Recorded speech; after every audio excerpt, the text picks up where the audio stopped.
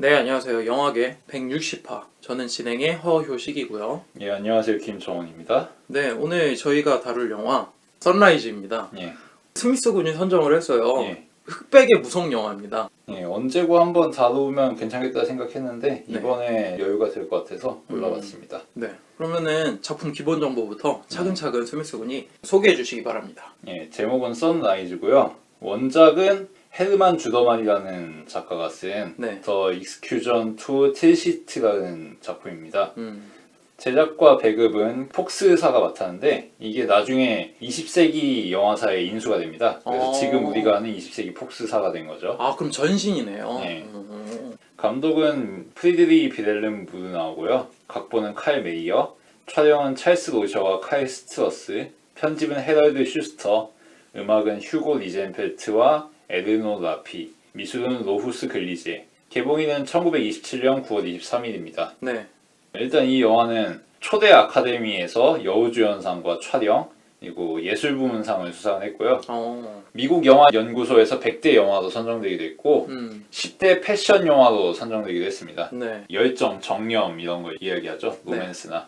그리고 미국 국회도서관 보존물로 지정이 됐고 2008년엔 까이에리 시네마에서 100대 영화를 선정하는 과정에서 4위에 이름을 올렸고 2012년엔 사이트 앤 사운드에서 100대 영화 5위로 선정을 했습니다. 로튼 토마토에서는 98%의 신선도에 8.9점의 점수를 매겼습니다. 이 영화는 원래 독일에서 활동하던 무드나우 감독이 1927년에 헐리우드로 건너가서 처음으로 만든 영화고요. 또 공교로운 게 재즈싱어라는 작품이 나오거든요. 네. 현대 유성 영화의 계기가 되는. 네네.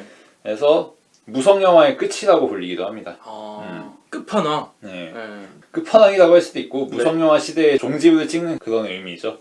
그래서 이때 선라이즈가 비평계에서 대대적인 호평을 받으면서 독일 영화 자체가 미국에선 예술 영화로 통하는 계기가 되기도 했습니다.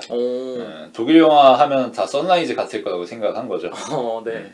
그리고 이 영화 같은 경우에는 모든 것을 세트 촬영을 의존했던 걸로 유명한데요. 모든 것을요? 네. 그러니까 영화에 나오는 모든 배경은 다 세트입니다. 다? 네. 그래서 그렇구나. 도시의 거리라든지 하천이라든지 시골 마을의 그 주변이라든지 숲속의 전경이라든지 이런 것도 다 미술적으로 구성을 한 거고요. 이야. 그래서 거액인 20만 달러의 비용이 소요가 됐다고 합니다. 그래서 이 비용을 회수하기 위해서 다른 영화에도 그 배경들을 여러 번 재탕을 했고요. 그래야죠. 네. 이렇게 비용이 많이 든 결과 결국에는 영화는 적자를 봤다고 합니다. 그래서 무드나우의 할리우드 입성은 순탄치 못하게 시작이 됐죠. 비하인드 스토리나 트리비아는 이 정도로 정리하고 싶고요. 네. 감독 이야기로 바로 넘어가도록 하겠습니다. 네. 감독은 프리드리 비델름 무드나우고요. 1888년생이고 1931년에 사망했습니다. 네. 그러니까 이 영화를 만들고 나서 4년 뒤에 죽은 거죠. 그래서 당시 43세로 사망을 한 건데 네. 무드나우 감독이 이렇게 요절한 거는 영화계의 비극이다. 영화 역사가 크게 바뀌는 이변 중에 하나였다라고 평가를 받습니다. 네. 1888년 베스트팔렌주 빌레펠트에서 출생했고요. 네. 베를린 대학에서 문헌학을 전공했고 하이델베르그에서 미술사와 문학을 전공했습니다. 네. 두루 교육을 받은 엘리트라고 할 수 있고 네. 1차 대전 당시 중대장으로 동부전선에 참전한 바가 있죠. 그리고 이후 독일 공군에 배치되어 반대쪽인 프랑스 전역에 투입이 된 적이 있습니다. 그러다가 스위스에서 포로로 잡혀서 전쟁이 끝날 때까지 포로 수용소 생활을 했다고 하죠. 그리고 종전 후에는 영화 스튜디오를 설립해서 1919년 데어 크나베 인 블라우라는 작품을 발표하게 됩니다. 네. 대표작을 말씀드리자면은 1921년에 나온 귀신 들린 성이 유명하고요. 네. 1922년에 나온 노스페라투. 이 작품이 호러 영화의 효시격이기도 하면서 그죠. 흡혈귀 영화의 근본을 만든 작품이라고 꼽히기도 합니다. 이거는 프란시스 포드 코폴라 감독의 네. 드라큘라라는 작품으로 현대적으로 리메이크가 되기도 하죠. 그리고 1924년에 나온 마지막 웃음이라는 작품이 또 유명하고요. 파우스트라든지 네. 시티걸이라든지 타부, 포 데빌스 이런 작품들이 대표작이라고 할 수 있습니다. 보면은 독일 감독이다 보니까 회화적인 표현이 상당히 두드러지고 활자의 활용이 인상적입니다. 활자의 활용. 타이포그래피처럼 문자가 힘을 발휘하는 씬들이 꽤 많고 네. 텍스트 컷이라고 하죠. 음. 중간중간 무성영화 특유의 대화가 적힌 컷이라든지 그런 네. 것들을 시각적으로 활용하는 게 상당히 두드러지는 그런 감독이라고 할 수 있고 음. 그리고 카메라의 무빙이 유명합니다. 그래서 그런 독일 표현주의가 어떤 식으로 할리우드로 들어가게 됐나 살펴볼 때 첫손에 꼽히는 그런 감독이라고 할 수 있습니다. 다음으로 배우로 넘어가겠는데요. 네. 남편 역할은 조지 오브라이언이 맡았습니다. 네. 이분은 1899년생이고 1985년에 사망을 했는데요. 레이디 레티라든지 철마, 돌아온 남자, 선라이즈, 노아의 방주, 블루 이글, 12월 7일 이 정도의 대표작이 있습니다. 네. 무드나우하고도 작품을 몇 개 했지만 존 포드하고도 작품을 많이 했고요. 20년대에는 최고의 흥행 배우 중에 한 명이었죠. 그 호평을 많이 받았고 네. 다음으로 아내 역할인 제닛 게이너 이분은 1906년생이고 1984년에 사망을 했습니다. 대표작으로는 블루 이글, 미드나잇 키스, 제7의 천국, 선라이즈, 포 데블스, 해피데이즈, 크리스티나, 써니사이드업, 돌아온 남자, 키다리 아저씨, 스타 탄생 등이 있습니다. 네. 굉장히 흥미로운 작품이 많습니다. 이 제7의 천국 같은 경우에도 네. 여련을 펼친 기억이 나는데 남주와 여주가 함께 계단을 올라가는 장면이 굉장히 유명하거든요. 그 씬을 통해서 기억이 많이 되는 편이죠. 그리고 스타 탄생이라는 작품, 이 작품은 이후에도 한 2번인가 리메이크가 되는데 네. 처음 만들어진 게 이 제니 게이너가 주연을 맡았을 때죠. 이 작품을 통해서 또 중년기에 호연을 과시하기도 했고요. 예. 뭐 두 배우 모두 무성 영화에서도 활약을 하고 유성 영화로 넘어가는 시대에서도 충분히 활약을 한 배우인가 보네요. 예. 그러면은 바로 영화에 대한 시놉시스와 함께 자세한 이야기를 나눠보면 좋을 것 같습니다. 그럼 다음으로 시놉시스를 말씀드리겠는데요. 선라이즈의 시놉시스는 꽤나 간단합니다. 네. 젊은 농부는 시티걸에게 마음을 뺏기게 됩니다. 시티걸. 예, 시골로 휴양 왔던 정부인 거죠. 그렇죠. 그래서 그 여자와 정분이 나는데 네. 악마 유혹에 빠진 결과 네. 아내를 죽이기로 결정합니다. 네. 그래서 아내를 죽이기 위해서 같이 배를 타고 강을 건너가죠. 음. 그래서 살해를 시도하다가 음. 양심의 가책을 느껴서 이를 포기하게 됩니다. 네. 그리고 두 사람의 관계는 절망에 빠지게 되죠. 네. 하지만 과거의 사랑을 서로 상기한 결과 화해를 이루게 되고 다시 서로에게 애정을 품게 되면서 도시에서 하룻밤 화려한 데이트를 즐기고 옵니다. 그리고 집으로 다시 돌아오면서 배를 타게 되죠. 네. 근데 하필이면 그때 풍랑이 일어나게 됩니다. 그렇죠. 폭우가 몰아치고. 예. 그래서 배가 전복되는 거죠. 그리고 남편은 가까스로 살아남게 되는데 아내는 실종 상태에 빠지게 됩니다. 네. 그래서 남편은 아내를 찾기 위해 온 동네를 뒤지고 다니게 됐죠. 여기까지의 시놉시스라고 할 수 있겠습니다. 네. 영화 보면서 되게 귀엽다는 느낌이 일단 먼저 들었고 라탈랑트 느낌이 좀 들더라고요. 아내와 결별을 하려고 하는 그런 남편과 다시 마음이 회복돼서 두 사람이 다시 잘 되는 뭐 굵직한 스토리로 보면 그거니까 라탈랑트 느낌도 나면서 영화 엔딩 때까지 이야기가 어떻게 될까 이 두 사람이 과연 어떻게 될까를 가슴 졸이면서 보게 한 재미있는 오락 영화처럼 보였습니다. 네. 네. 뭐 전형적인 삼각관계 영화죠. 네. 다만 정부의 존재감은 그렇게 두드러지는 건 아니고 아내와 남편의 관계가 중점이 된다고 볼 수 있죠. 네. 그리고 특이한 거는 이 영화의 절정이 꽤 이른 타이밍에 찾아온다는 거죠. 이 남편이 아내를 살해하려다가 네. 실패하고 자신의 잘못을 고백하는 그 장면이 대충 30-40분쯤이거든요. 그렇죠. 초반이죠. 거의. 네. 이게 사실은 일반적인 스토리 같으면은 이 영화가 러닝타임이 한 1시간 반 정도 되니까 1시간 10분 이쯤에 그런 사건이 발생해야 되는데 꽤 이른 타이밍에 추악한 살해 계획이 실행이 되고 서로 간의 앙금이 전면으로 돌출됩니다. 네. 그리고 꽤 긴 러닝타임을 할애해서 네. 이 두 사람의 도시 데이트를 보여주죠. 네. 그 점이 꽤 특이한 점이라고 할 수 있는데 네. 그래서 언뜻 살펴보면은 초반부에 비해서 후반부에 탄력이 빠지는 것처럼 느껴지기도 합니다. 처음에 정부가 등장하고 정부가 남편을 유혹해서 아내를 죽일 계획을 짜게 유도하고 남편이 아내를 강변으로 끌어들이고 그리고 두 사람이 항해해서 하천을 내려가는 그리고 같이 열차를 타고 도시에서 커피숍까지 들어가는 네. 그 여정을 보면은 꽤 스릴 있고 한 씬도 눈을 떼기가 어렵고 그렇죠. 섬찟섬찟한 거죠. 네. 네. 그래서 긴장감이 팽배합니다.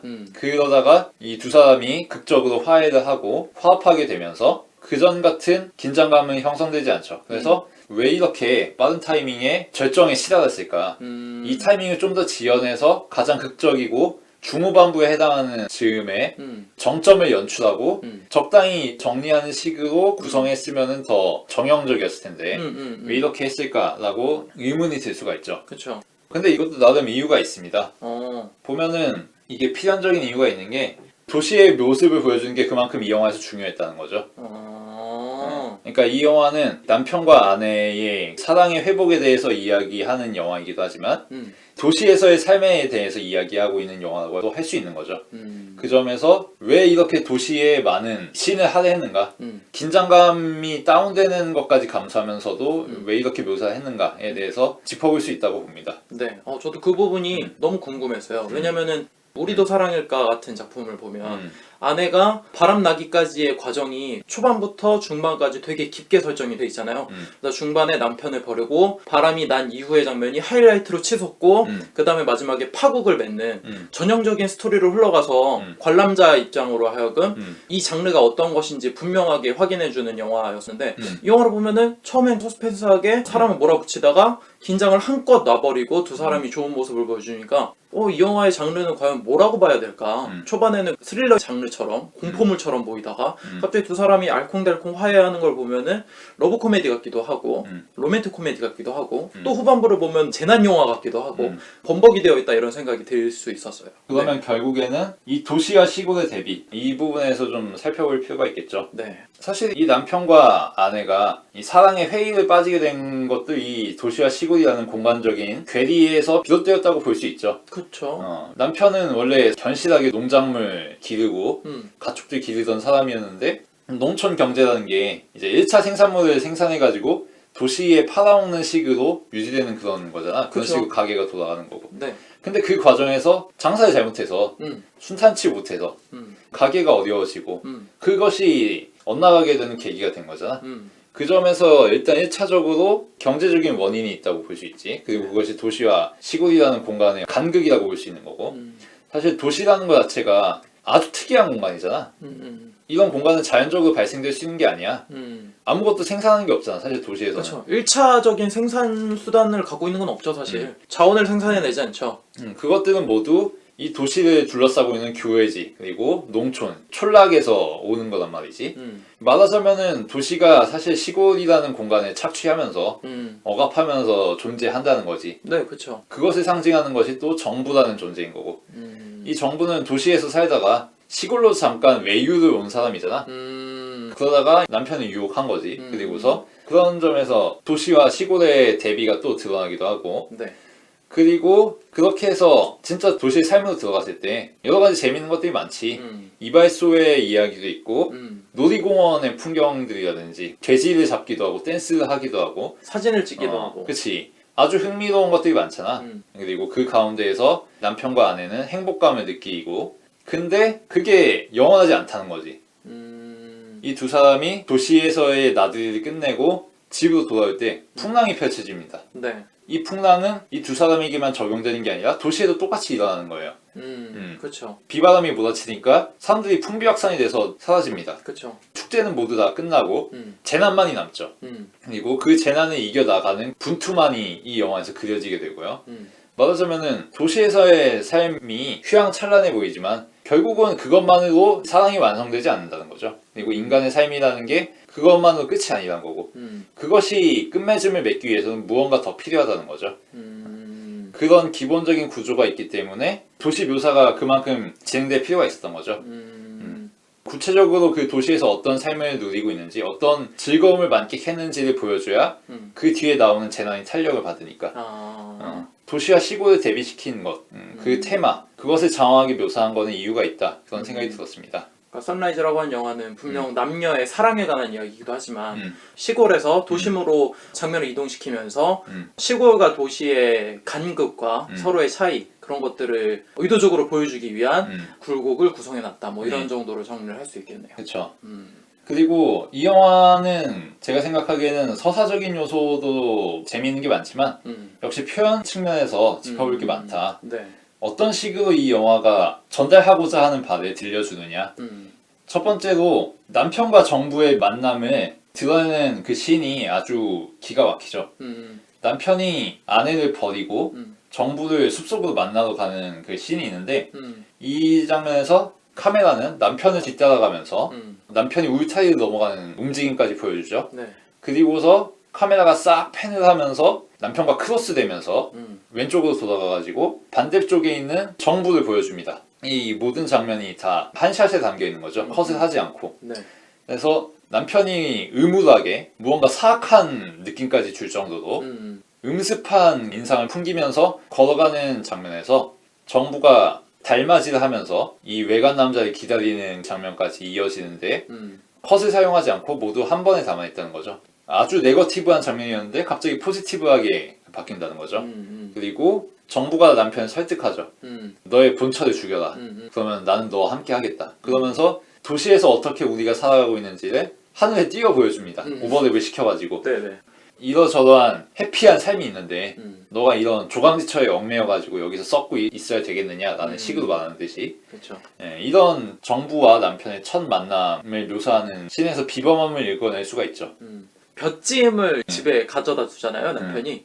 아내와 함께 배를 타고 가다가 배를 전복시키고 자신은 그 볏짚을 잡고 살아나려는 그런 목적에서 가져다 놓은 거죠. 튜브 같은 역할을 하도록. 그래서 남편이 고민을 하고 고심을 하는데 뒤 유령처럼 그 정부가 나타나서 막 이렇게 껴안는 그런 유령 같은 모습이잖아요. 그거 그치. 보니까 되게 직관적이고 이 사람의 고민이 확 보이는 거야. 아, 이 사람이 지금 이런 느낌을 받고 있구나. 근데 어색하지도 않고 지금 그거를 그대로 써도 딱히 뭐 문제가 될까 싶을 정도로 너무 정확한 방법인 것 같아서 그런 거에 많이 놀랐고. 그렇지. 그게 단순한 오버랩이긴 해도 이게 정부가 남편을 그대로 등 뒤에서 껴안는 묘사잖아. 그렇죠. 그 구체성이 상당히 두드러지지. 네. 만약에 정부가 남편의 머리 위에서 얼굴만 나타나가지고 입으로 지시하는 그런 식의 묘사였으면은 네.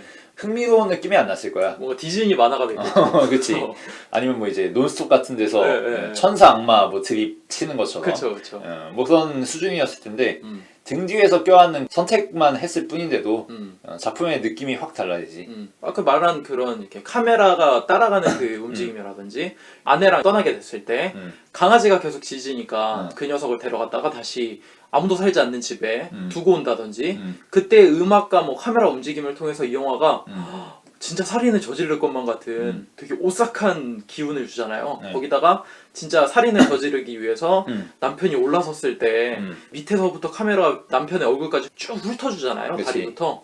거기서는 이 사람이 어떤 영화를 여태까지 찍어왔나를 확실하게 알 수 있는 듯한 굉장히 오싹하고 정말 눈을 뗄 수가 없더라고요. 네. 정말 죽이는 건가 자기 아내를 이런 느낌이 들면서.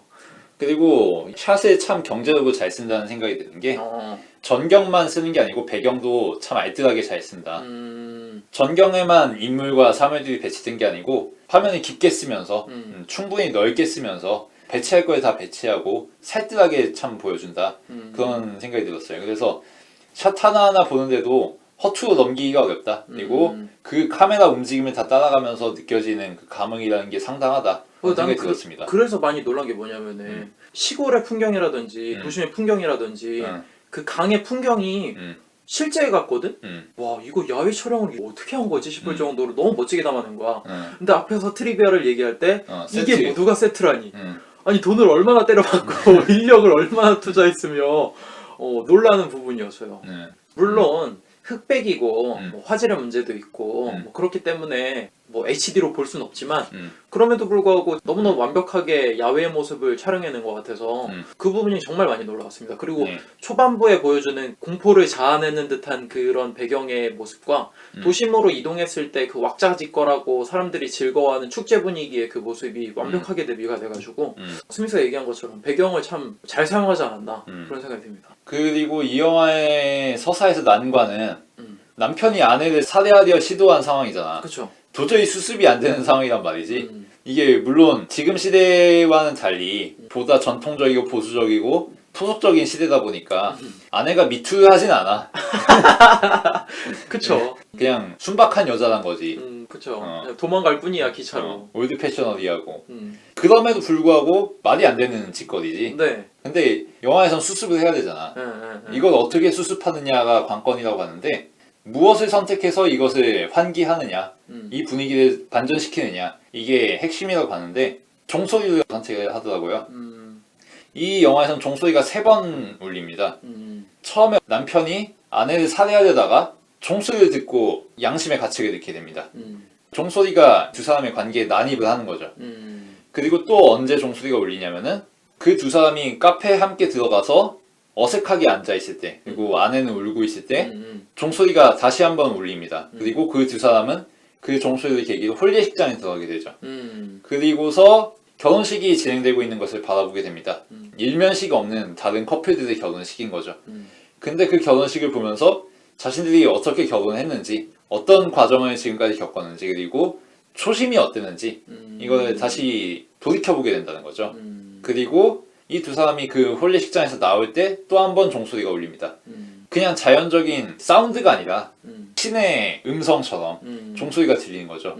베드로가 예수를 부인했을 때 닭 울음소리가 들리는 것처럼 네. 예, 그런 식으로 종소리가 이 두 사람의 관계에 개입하면서 붙을 수 없는 관계가 다시 붙게 되는 거죠. 그렇죠. 그리고 그 두 사람이 다른 차들을 아랑곳하지 않고 차도를 인도처럼 걸어가는 그것도 종소리와 더불어 일어나는 일이고요. 그 점에서 선택이 참 좋았다.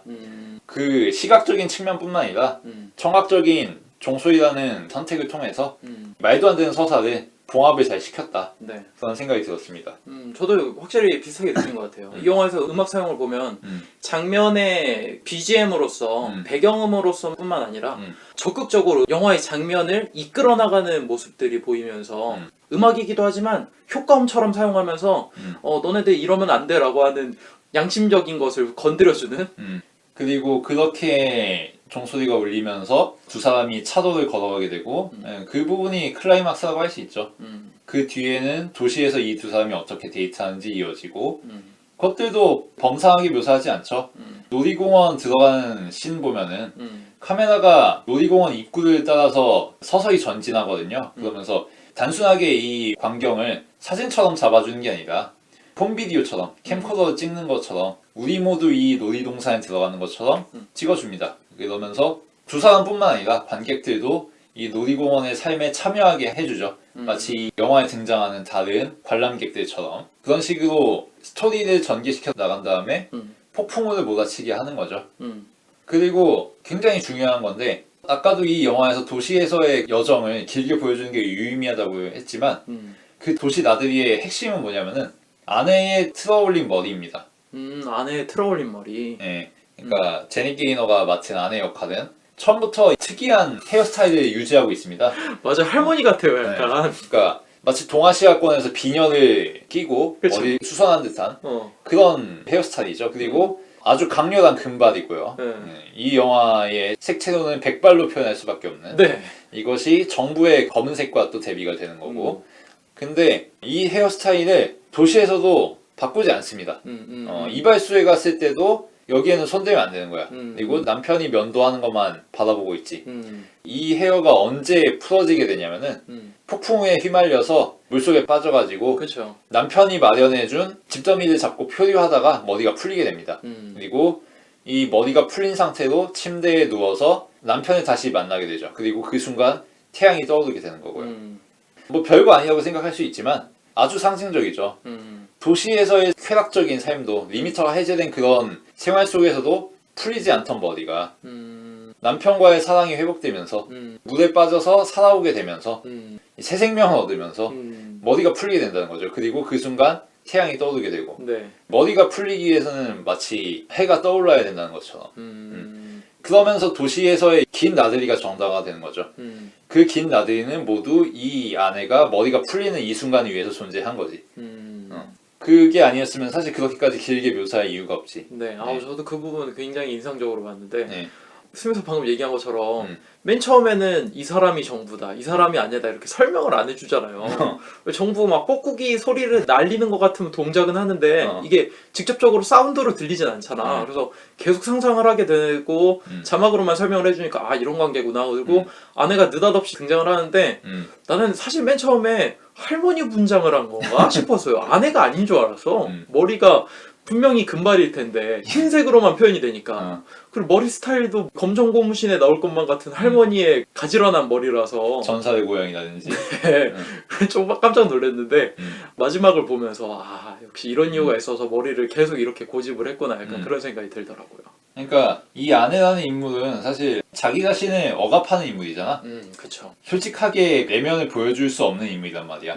사회적인 시선 때문이든 제도적인 측면 때문이든 뭐 종교적인 이유 때문이든 아니면은 천성이 그래서든 솔직무구하게 자신의 욕망 그대로 살아가지 못하는 인물이란 말이지.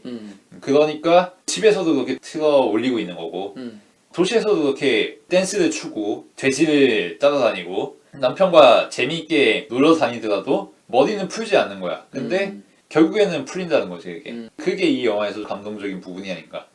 저는 사실 이 영화를 좀 삐딱하게 봤거든요. 남성 위주의 묘사가 아닌가. 그리고 남편이 저지르는 일은 용서가 안 되는 짓인데 그럼에도 패심을 하고 다시 아내를 사랑하는 모습을 보면 그래도 뭐 괜찮아. 용서해줄 수 있잖아. 이런 식으로 편을 드는 것 같아서 이게 용서받을 수 있는 짓인가? 이거 양남충 새끼 이거.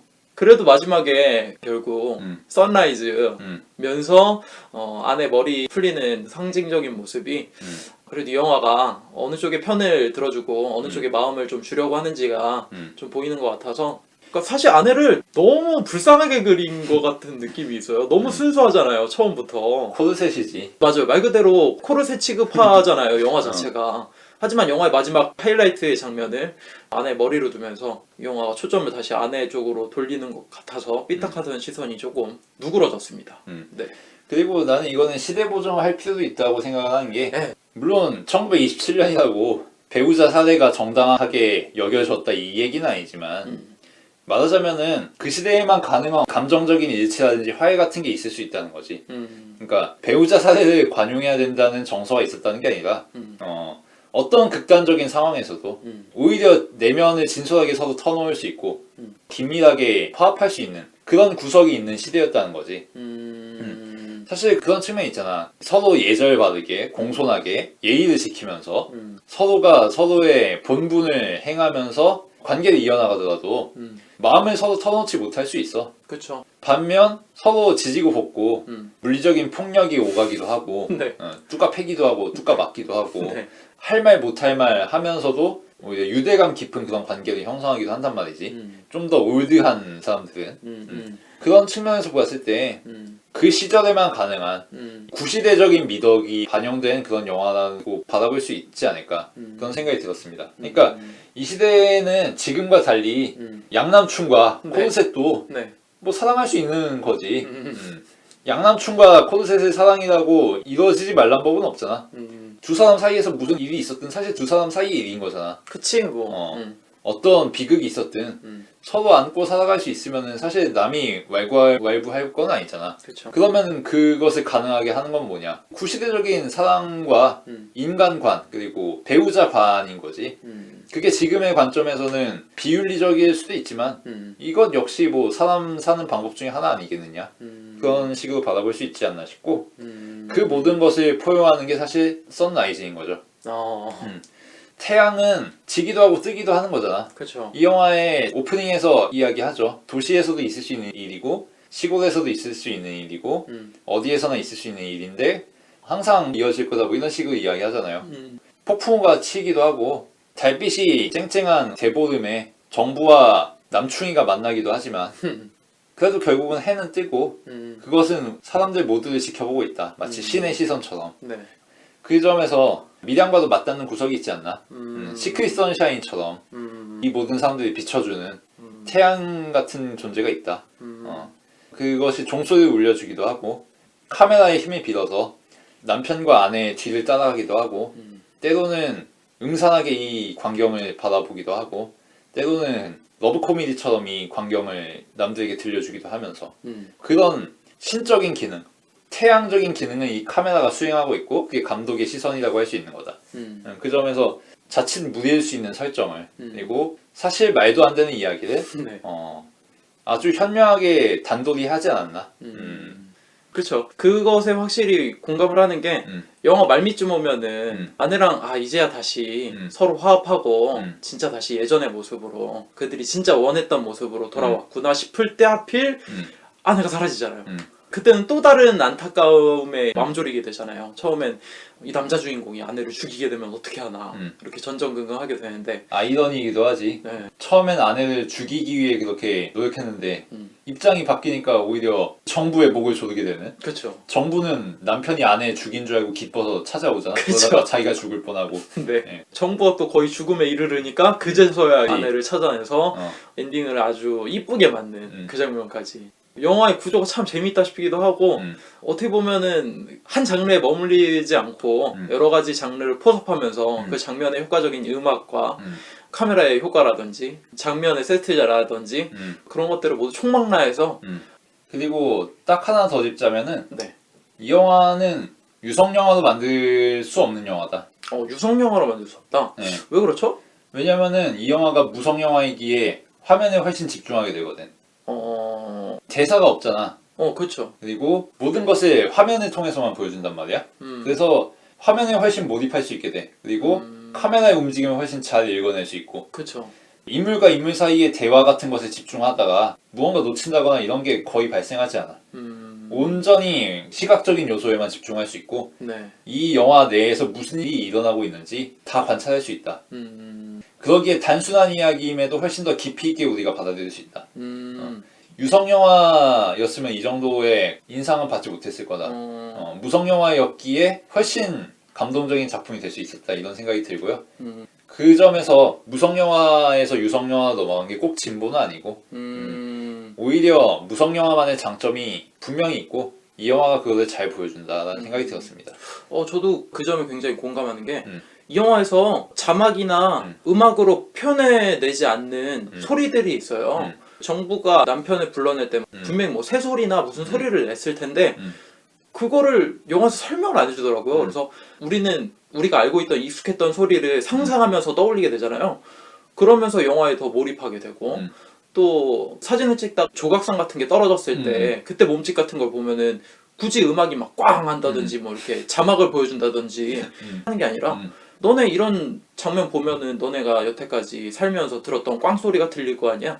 그런 상상의 소리로 이 영화가 메우고 있더라고요. 그래서 더 집중하게 만드는 그런 것들은 참 신기하더라고요. 네. 그래서 이걸 만약에 유성 영화로 만든다 치면은 러닝타임 1시간 반 갖고는 어림도 없을걸? 그리고 그 시간 동안 우리가 과연 온전히 집중해서 볼 수 있겠느냐 그런 생각이 드는 거지. 신경이 흩어지지 않고 90분 내내 이 영화에 몰두할 수 있다는 게 매력이 아니겠는가 뭐 그런 생각을 합니다.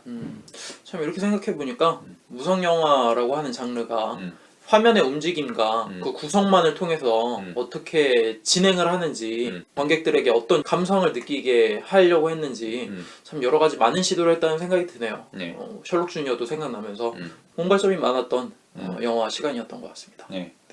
그러면 슬슬 마무리를 해보도록 할까요? 네. 보면서 느꼈던 건 그 노래가 생각났습니다. 뭐? 있을 때 잘해 흔들리지 말고 그 노래 있잖아요. 이 딱 그 노래가 딱 생각이 나더라고요. 있을 때 잘해야지. 또 놓쳐놓고 뭐 이렇게 후회하고 땀만 먹고 뭐 그러지 말아라. 확실히 이야기적인 부분에서 아까 얘기한 것처럼 뭐 양남충 얘기하면서 이거는 말도 안 되는 얘기를 실드를 쳐준 애 남자를 영화 게이트 전체가 폭력이 패시브야. 네. 아내만 죽이려고 한 게 아니라 정부도 죽일 뻔했어. 그러니까요. 뭐 빡치면은 빡치면 눈에 뵈는 게 없어 얘가. 분노 조절 장애. 그러니까요. 중간에 이발소에서도 한번 건드렸다고 바로 밟아버리잖아요.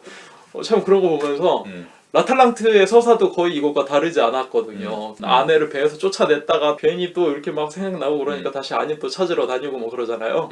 그런 걸 보면서 이때 시대상에서는 이런 사고방식이 보편적이었고 여자들도 그렇게까지 반발하지 않는 이게 어떻게 영어로 나올 수 있느냐 하지 않았던 이런 게 그냥 용인되던 그런 사회였구나라고 하는 그때 시대상을 좀 바라볼 수도 있었던 것 같고 여러모로 좀 재미있었던 것 같습니다. 전체적으로 서사를 봤을 때는 삐딱한 구석이 아직도 있긴 하지만 많은 것들이 그것들을 커버시키면서 여러 가지 장르 혼합을 통해서 재미있게 긴장하면서 눈을 뜰 수 없이 볼 수 있었던 작품이었던 것 같고 3.5점으로 마무리하도록 하겠습니다. 네. 네. 저는 이 영화를 한마디로 정리하면은 도시화로는 불충분하다. 도시화로는 불충분하다. 예. 사실 우리는 도시인이잖아. 그쵸. 서울에서 태어나고 서울에서 자랐지. 여튼 도시에서의 삶은 풍요롭지. 그리고 풍요로울 뿐만 아니라 합리적이야. 그쵸. 이성적이고 각자 공간을 가지고 권리를 가지고 서로가 서로의 입장과 처지를 존중하면서 교양 있게 살아가잖아. 그쵸. 그러려고 노력하죠. 최대한. 그만큼 계산을 밟고 타산적이고 음. 어떻게 우리가 행복하게 살아갈 수 있을지를 시시각각 점검하고 타진하고 계획을 하죠. 얼레벌레 살아가지 않고 생각을 가지고 머리를 가지고 인생을 조직적으로 살아갑니다. 이게 타당한 삶의 방식이라고 생각이 되죠. 그쵸. 그렇게 생각을 하죠. 근데 꼭 그렇진 않다는 걸 이 영화에서 보여준다는 거지. 재난은 어디서 오느냐? 도시 여자에서 왔어. 그리고 근본적으로 도시인들에게 빼앗긴 재화와 자원에서 왔어. 물론 도시 나들이는 즐거워. 근데 그것만으로 엔딩을 맞이했느냐? 아니라는 거지. 폭풍우라는 난관을 한 번 더 거쳐야 된다는 거고, 도시에서의 삶만 가지고는 충당되지 않는 부분이 존재한다는 함의가 있는 거거든. 그렇게 해서 사랑의 회복은 결국에는 아주 올드한 공간에서 올드한 커플 사이에서 일어나는 거지. 그리고 그것은 지금 우리의 관점에서 보기에는 아주 비정상적이지만 그 나름대로는 또 정상이라는 거고, 태양 앞에서 정당한 삶의 방식이라는 거지. 굳이 나와 남을 구분짓지 않는, 살인과 사랑을 구별짓지 않는, 비극과 희극이 하나가 될 수 있는, 마치 태양의 순환처럼.